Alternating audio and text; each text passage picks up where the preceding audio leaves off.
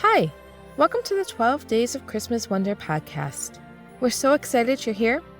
If you're new, welcome. And if you have yet to subscribe, go ahead and do so now. That way you know when the next episode airs. We're now on day 5 of our countdown to Christmas. Can you feel that Christmas spirit in the air? To change it up, we're going to do 3 short poems stories today.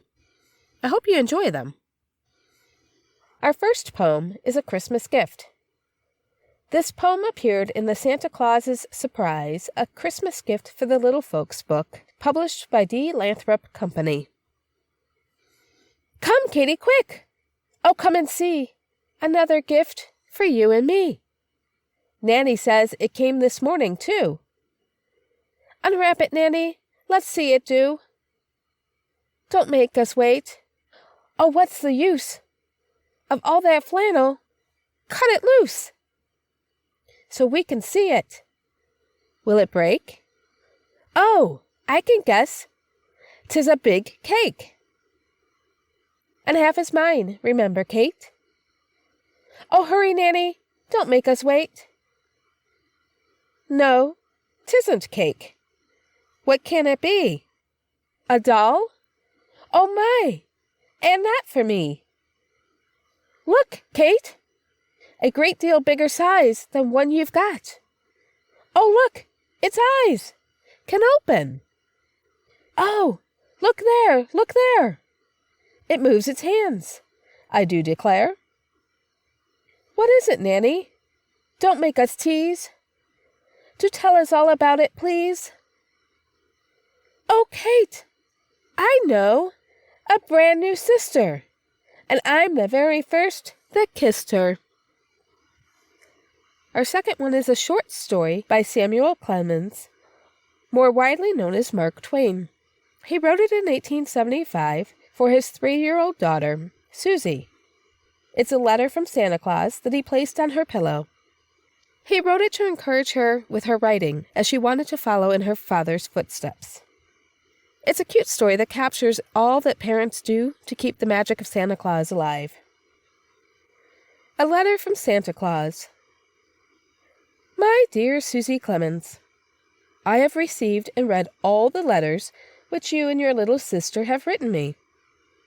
I can read your and your baby sister's jagged and frantic marks without any trouble at all. But I had trouble with those letters which you dictated through your mother and the nurses, for I am a foreigner and cannot read English writing well.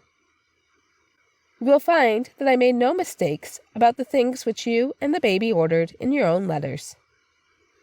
I went down your chimney at midnight when you were asleep and delivered them all myself, and kissed both of you, too.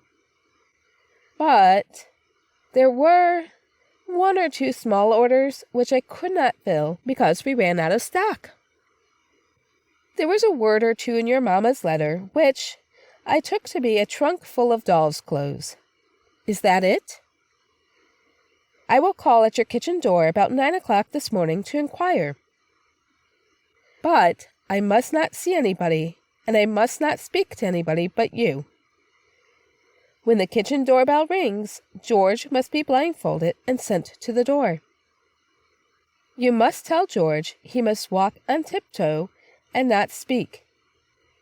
Otherwise, he will die some day. Then you must go up to the nursery and stand on a chair or the nurse's bed and put your ear to the speaking tube that leads down to the kitchen. And when I whistle through it, you must speak in the tube and say, "Welcome, Santa Claus." Then I will ask whether it was a trunk you ordered or not.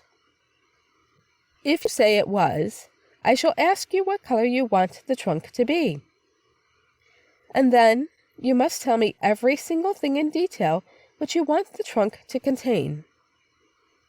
Then when I say goodbye and a Merry Christmas to my little Susie Clemens, you must say, "Goodbye, good old Santa Claus. I thank you very much."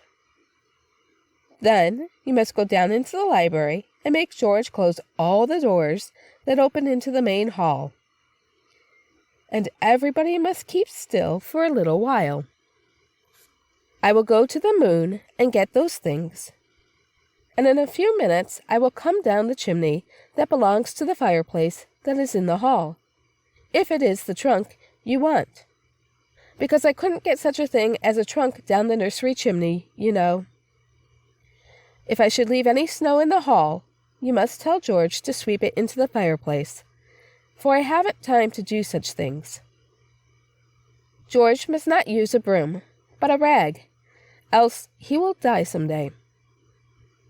If my boot should leave a stain on the marble, George must not wholly stone it away. Leave it there always in memory of my visit. And, whenever you look at it or show it to anybody, you must let it remind you to be a good little girl. Whenever you are naughty, and someone points to that mark, which your good old Santa Claus's boot made on the marble, what will you say, little sweetheart? Goodbye for a few minutes, till I come down to the world and ring the kitchen doorbell.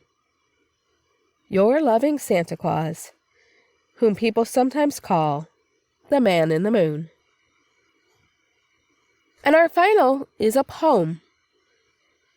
A Little Mouse That Built Itself a House in a Christmas Cake, by Anonymous. A pretty story I will tell of Nib, a little mouse, who took delight, when none were near, to skip about the house. Her little nose could sniff and smell where all good things were kept, and in the pantry well she knew that Mistress Kitty slept. But, notwithstanding, in she crept, and on the shelf she found a Christmas cake, the top of which was by a castle crowned. The subject of the present cake was Windsor's mighty walls, with turrets, windows, standard too, and entrance to the halls. Why, here within such walls as these, thought Mousie, I could dwell, and should the cat lay siege to them, defend myself right well. So with her little teeth, which served for pickaxe and for spade, she gnawed right through the Gothic door, and thus an entrance made. Then climbed the turret, which she chose her residence to make, and thought to leave it now and then, and feast upon the cake. All this occurred on Christmas Eve, and next came Christmas Day, and then some little folks arrived to eat and drink and play. Right merry are the little folks, and what a noise they make, when Windsor Castle they behold displayed upon the cake. The turrets and the walls they view, the cannon too admire, the soldiers ready to present, and then pop, pop, to fire. On this, when they had long enough all exercised their wit, they scrutinized the cake, and wished to taste a bit of it. Each guest prepared, the knife was raised, some slices to begin, when lo, with wonder all exclaimed, I hear a noise within. Poor Mousie, when she saw the knife, at once expressed her fear, by squeaking out with all her might, which every one could hear.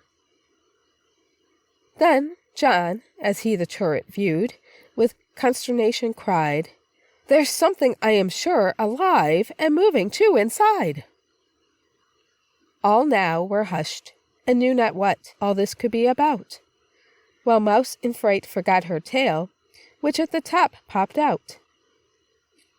Why, here's some trick, the lady cried, I'll knock the turret down.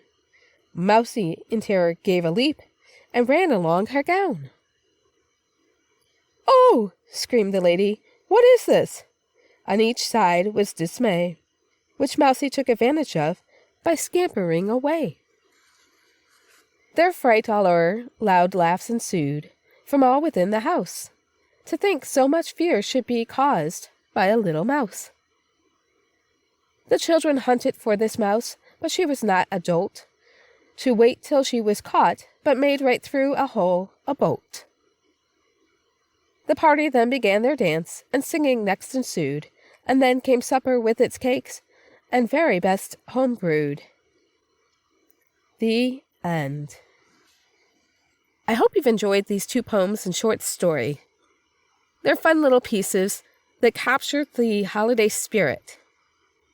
Thank you again for joining me on this countdown to the holidays, and I look forward to sharing another story with you tomorrow. Make sure to subscribe so you don't miss it.